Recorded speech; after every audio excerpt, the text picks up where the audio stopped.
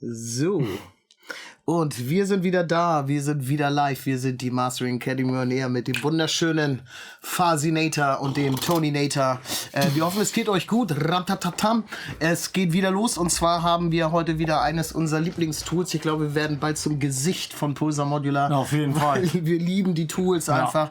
Wir haben uns heute nochmal den P11 Abyss haben wir uns heute nochmal, der hat nämlich ganz schön Biss, den haben wir uns heute nochmal gegriffen und haben uns hier ein schönes Projekt rausgesucht, einfach einen schönen Beat, haben das Ding mal auf Stems raufgeladen und wollten einfach mal zeigen, was macht denn das Ding überhaupt so mit Presets. Einige Leute sind immer so unsicher, ich weiß nicht, Presets, soll ich Presets nehmen und so, bist du ein Preset-Guy? Das kann man auf jeden Fall mal ausprobieren, das wollen wir heute mal demonstrieren. Wir haben einfach mal verschiedene Sachen genommen, überall so ein bisschen mal die Nadel pieken lassen, um das ganze Bild mal ein bisschen aufgehen zu lassen. Und ich würde sagen, wir springen mal in die DAW auf Genau, aber bevor wir hingehen, nicht vergessen, YouTube-Channel liken, subscriben, idealerweise geht auf unsere Internetseite, zusätzlich die Glocke immer aktivieren, nicht vergesse, damit wir auch Free Content für euch bringen können. Yes, das ist ganz wichtig für uns, um uns zu supporten. Wir supporten euch auch. Und los geht's. Genau, und bleibt bis zum Ende dran, weil wir zeigen, AB wird krass. Genau, das AB wird krass, das wird euch auf jeden Fall, da werden einige Hüte wegfliegen und Schuhe ausgezogen. Genau, oder Haare wie bei mir in meinem Fall. Genau. Von Locky. Bei mir sind auch die Seiten weggeflogen irgendwie. Sehr gut. Ich glaube, der Friseur war schuld. So, dann würde ich sagen, wir springen mal hier in das wunderschöne Nuendo. Yes. Und wir spielen jetzt B, das ist einfach mal so der Rough Mix, wo wir also gar nichts gemacht haben auf den Stems. Und da hören wir einmal kurz rein, mit was für Material wir arbeiten. Dann springen wir einmal hier in die Stems rein. Wir haben das schon mal ein bisschen vorbereitet, ein bisschen reingedeilt und dann machen wir einfach mal so ein bisschen AB mit den einzelnen Stems. Und ganz am Ende hauen wir dann das finale AB raus. Und dann kann man mal sehen, was man mit einem einzigen Tool, mit einem Beast sozusagen hier erreichen kann. So, let's go. Das ist hier sozusagen das Instrumental. Ich springe mal hier ein bisschen vor, dass wir da auch gleich mal ein bisschen Pegel haben. Let's go.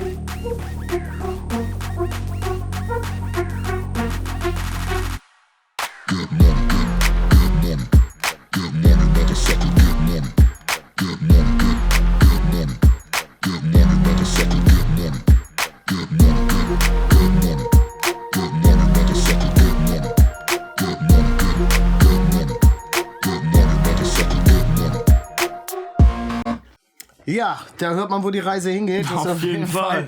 Richtung Hitmaschine, Hitfabrik. Das ist auf jeden Fall ein Banger. Mr. Jukebox abgeliefert wieder. Mr. Jizzly Jukebox. So, dann würde ich sagen, wir gehen hier einfach mal auf die einzelnen Stems ein. Wir machen den Rest hier mal kurz ruhig auf Mute, dass uns da kein Fehler passiert.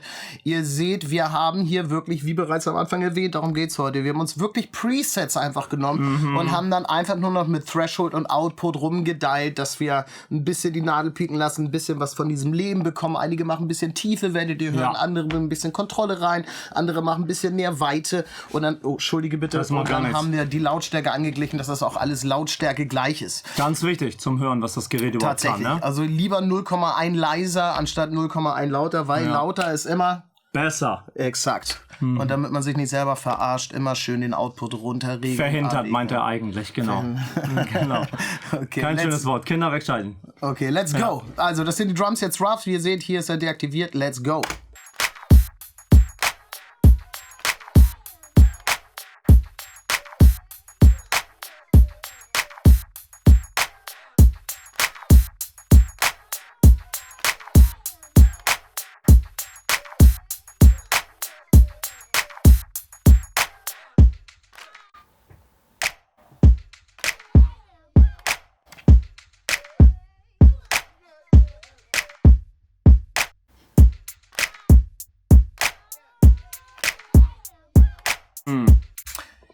Das kann man sehr klar hören. Also es werden ein paar Sachen auch demaskiert. Dadurch kriegst du richtig die Tiefe und du hörst auf einmal einzelne Percussions noch ein bisschen besser raus. Lass mal gucken, wie er sich hier hinten macht. Wissenschaft.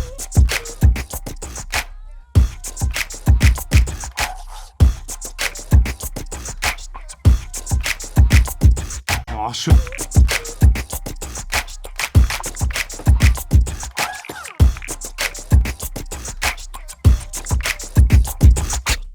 Wow, unfassbar, wie die Claps klingen. Ich weiß nicht, ob ihr das hören könnt. Also das wird alles breiter, alles kriegt mehr Präsenz. Es findet eine gewisse Demaskierung statt und dadurch kannst du die einzelnen Sachen viel besser raushören. Also da habe ich eigentlich nichts mehr zu sagen. Ihr seht schon, es ist wirklich sehr unwissenschaftlich. Es geht wirklich um Hören, ja, um den praktischen Einsatz von diesem absoluten Biest. Ich würde sagen... Ja, eine kleine Anekdote dazu. Wir hatten gestern ein fantastisches Meeting, für die es interessiert. Eigentlich keinen wahrscheinlich, aber ich sag's trotzdem, ist mir völlig egal. Das ist unsere Show. Wir haben gestern ein Meeting gehabt mit George Massenburg und der sagte auch eben, dass er seinen Studenten beibringt, erstmal zu hören. Das ist das Wichtigste überhaupt. Und generell zu hören und nicht da auf irgendwelche komischen Details einzugehen, wie zum Beispiel welcher Input- und Output-Transformer. Wenn man das dann auch noch weiß, dann umso besser. Aber die Ohren sind das wichtigste Tool. Ja. Nicht vergessen. Ich meine, das kennen wir auch aus dem Songwriting und so. Da, wenn du nicht weiterkommst, dann ist es wichtig, ein paar Parameter und sowas zu wissen. Aber erstmal passiert im besten Falle was Intuitives und die Ohren halt, ne? Genau. So, wir sind hier on the Bass. Wir haben hier einfach mal das Preset ausgewählt. Bass, DI Clarity and Stability, BM, whatever that means. Wir wollen ja hören, ja. Genau. Gut, dann würde ich sagen, lauschen wir mal rein. Wir haben jetzt deaktiviert, wie immer hier, das kann man sehr gut sehen. Und dann wollen wir gar nicht lange sabbeln. Wir hören, was hier geschieht.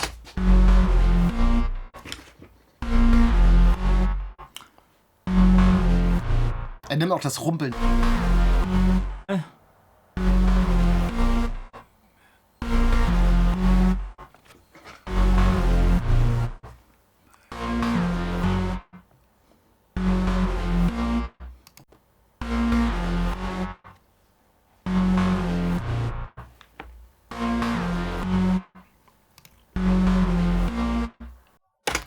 Sehr krass. Also ich würde sagen, da kommen ordentlich harmonische hinzu. Insbesondere oben, da kommt richtig schön so ein Smack rein.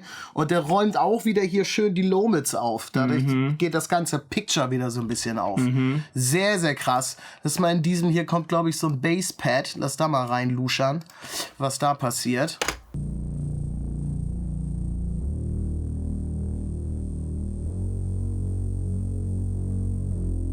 Hier gehen wir ein bisschen länger.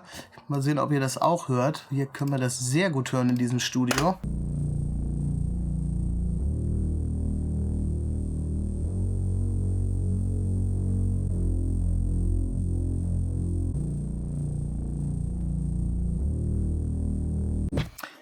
Sehr subtil, aber es kommt richtig schön tief. Dreidimensional. Tiefe kommt hinzu. Also wir haben selten so einen Biest erlebt. Ihr habt gesehen, wir haben ja schon einige einige Videos von dem Kollegen gemacht hier.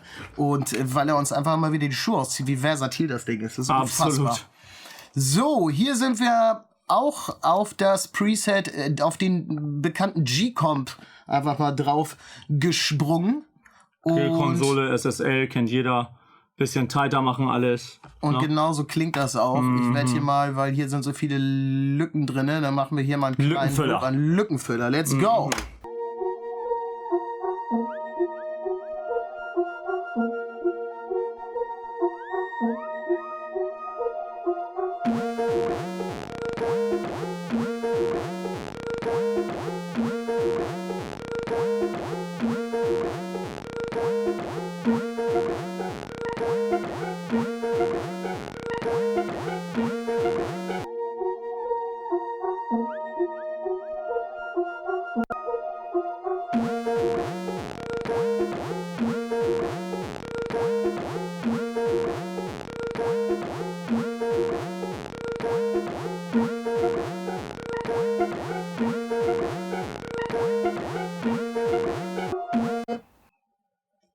Was will man da sagen?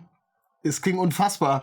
Auch wieder sehr subtil. Wir machen gar nicht viel. Das sind hier 1, 2 dBchen Gain Reduction, also fairly nothing. Jetzt mal gucken, ob wir noch einen anderen Part haben hier, wo wir das noch mal ein bisschen mit den Instrumenten noch mal gegenhören können.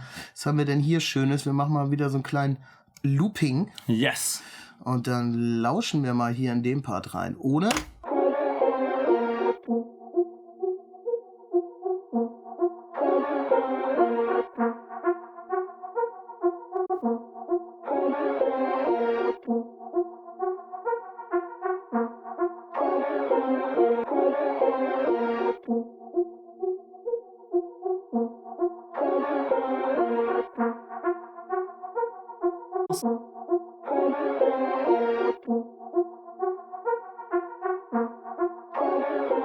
Fasel hat es eben sehr schön gesagt, er hat die Toilette rausgedreht, aber wir lieber sagen das Badezimmer. Auf jeden Fall. Also da hätte man jetzt sich wahrscheinlich einen Wolf EQ'd, ja, auf dem Stem. Da hätte man jetzt bei 300 bis 600 irgendwie ein bisschen dynamisch was machen müssen. Ja. Das hat sich hier komplett erledigt. Der ist ja auch gar nicht subtil am Ende am Arbeit. Man hört aber nichts pumpen oder so.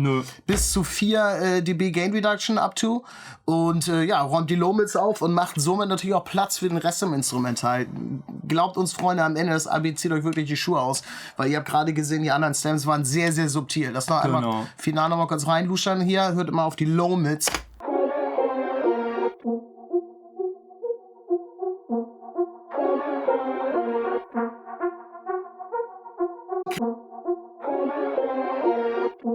Dieser Synthi, der wird komplett verdeckt ohne.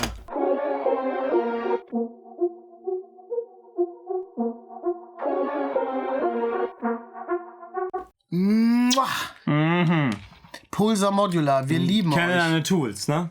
Kenne deine Tools. Auf jeden Fall. G-Comp geht immer. So, was haben wir uns denn hier bei den FX mal rausgesucht? Wir haben hier den Culture Phoenix. The Legendary. Und dann würde ich sagen, lass uns mal hier ein Varimu-Kompressor übrigens, der sehr Hi-Fi klingt. Klingt nicht unbedingt wie ein Varimu. Nicht sehr groß, der Sound. Okay, das liegt wahrscheinlich auch hier noch an dem O2. Da kann man natürlich runterregeln, ne? Ja, genau. Aber auch in Wirklichkeit dann, wenn man die Hardware sich mal besorgen würde, braucht ihr nicht mehr. Jetzt habt ihr den P11 Abyss. That's right. So, wir hören uns mal 2 Sektionen an, einmal den Kollegen hier und dann gucken wir mal, was hier dann noch los ist. Das ist das Schweiß. Das ist, glaube ich, sehr, sehr subtil. Ich glaube, da kam jetzt ein bisschen Tiefe eher dazu, dass man luschert.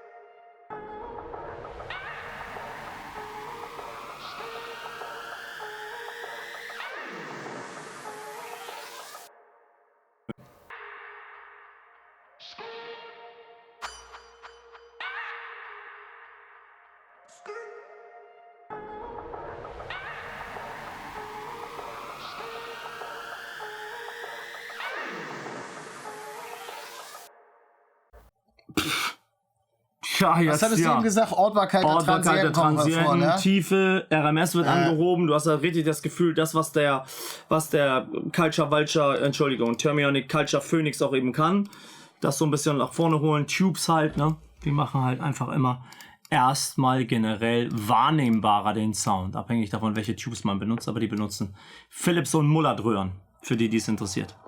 Du weißt einfach alles. Naja, ich gebe mir Mühe auf jeden Fall. Ich sag nur bei Matze, mehr sage ich nicht. Preset bei Matze. Ja, auf jeden Lass Fall. hier am Ende nochmal luschern, was er da macht. Okay, gut.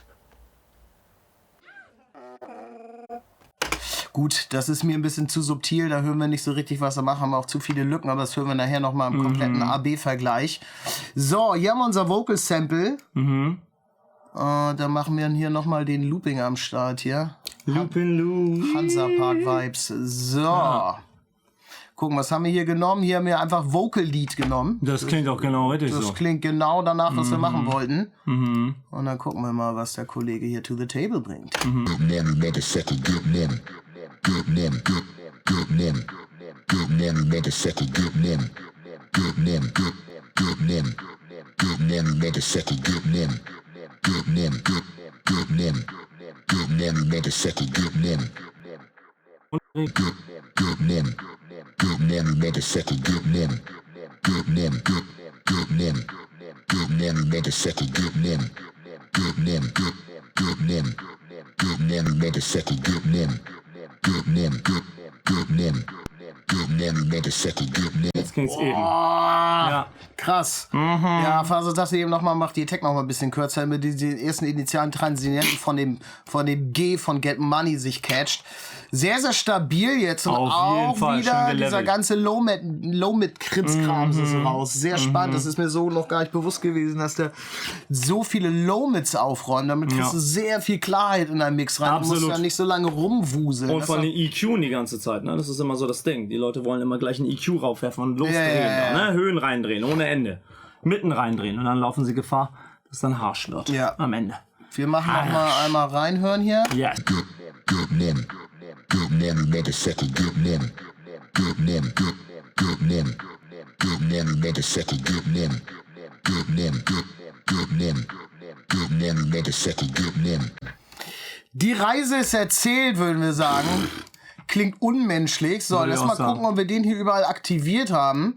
Aktivieren. Und aktivieren. Ja, auf dem Mixbus haben wir gleich noch. Ja, genau. Wir haben noch einen auf den Mixbus geladen. Ich würde sagen, den machen wir jetzt einfach mal mit an. Ja. Da machen wir AB und dann machen wir den nochmal mit aus. Und dann sehen wir, was das Ding nämlich nochmal, das Genau. nochmal so schön zusammenglut. Wir können auch schon mal gucken, was wir hier dann wieder heute ist Preset Tuesday sozusagen.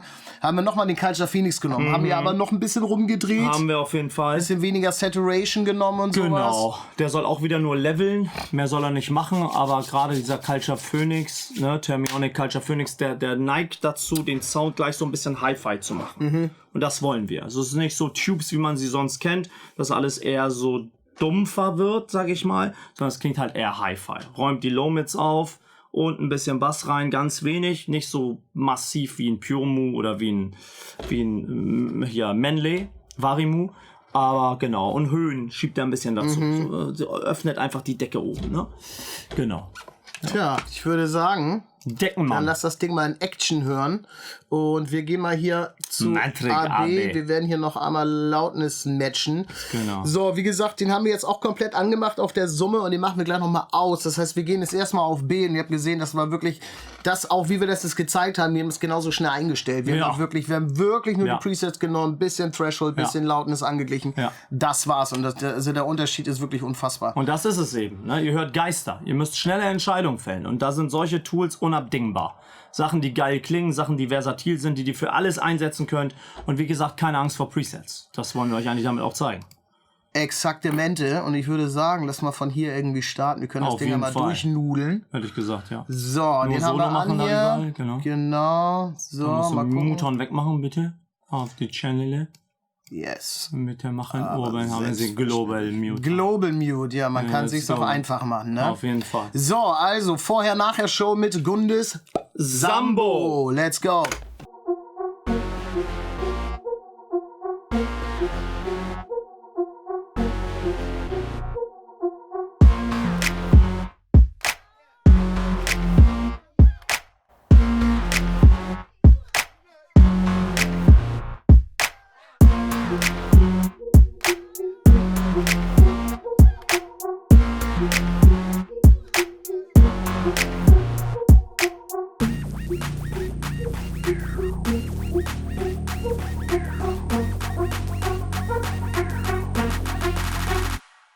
Get money, get money, get money, motherfucker, get money.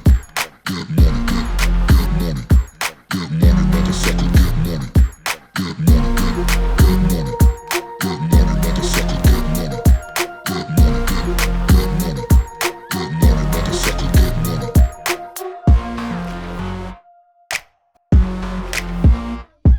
Das ist kontrolliert.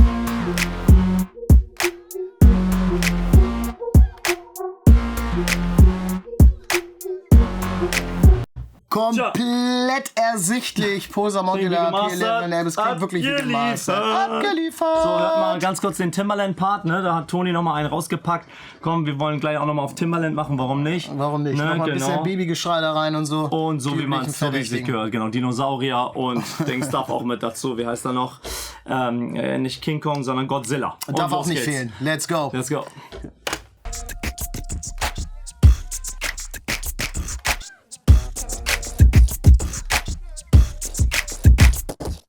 Japan.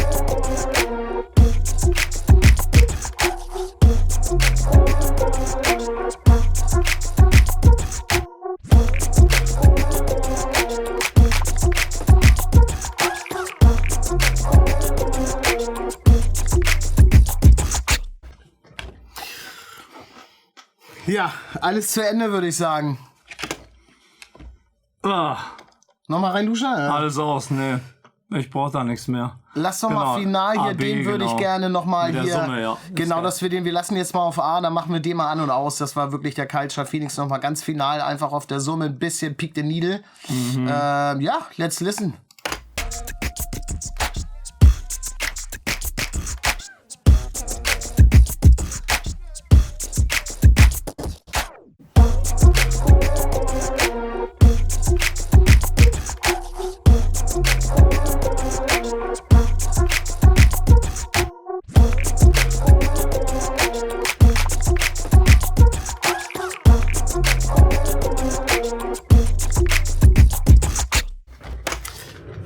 Ja, ich würde sagen, Das war's. das war's.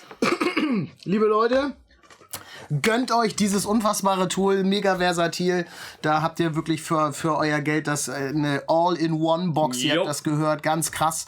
Und das war super fix, super fast. Viel hat sich aufgeräumt, ihr spart euch stundenlanges EQen und sowas. Ja. Unfassbar. Ich würde sagen, wenn du nichts mehr hinzuzufügen hast, Hab ich nicht. dann sind wir draußen wie Schuhe. Schlangen. Oder Schlangen, genau. Abonniert den Kanal, guckt euch die anderen Videos an. Wir haben jede Menge Zeugs auf unserem Channel, wenn ihr neu seid. Wir sind donnerstags immer hier am Start, live Mastering Academy on Air.